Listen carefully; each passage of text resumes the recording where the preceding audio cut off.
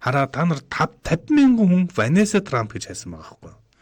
Гэтэл Ванесса Трамп чинь одоо Трампын том хүүгийн хуучин эхнэр, экс эхнэр заяа. Тэгсэн мөртлөө манай Ванесса Трамп чинь Трамп гэдэг нэрээрээ одоо хүртэл байдаг юм шиг. Дональд Трамп Жуниор баг Дональд Трамптай гэрэлсэн мань хүн өчигдөр Instagram дээр нэлээд тийм ийм пост оруулсан байна. Би та нар зүгээр тэрийг уншаад үгэй. Амьдрал гинтл өөрчлөгдчих юм аа.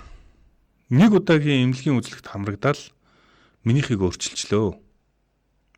Би хүүхний хорд авдартай болж тарлаа. Тэгээ надад байгаа бүх юмараа би үүнтэй тэмцэхэд бэлэн байна гэд. За хавдартай гэдгээ одоо ингээ олон нийт Instagram-аараа ингээд Ванесса Трамп зарласан байна.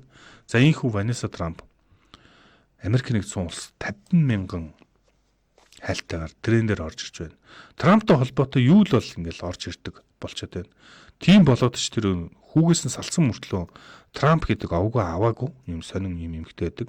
Одоо гай гэдэг газар дороос гэдэг хилж ирдгүү хийсч ирдэг гэж ярьдаг. Заримдаа ингээ хүмүүсийн амьдралыг нэг удаагийн ингээл эрүүл мэндийн үзлэгээр гэтээ эрүүл мэндийн үзлэгээр олсон их юм.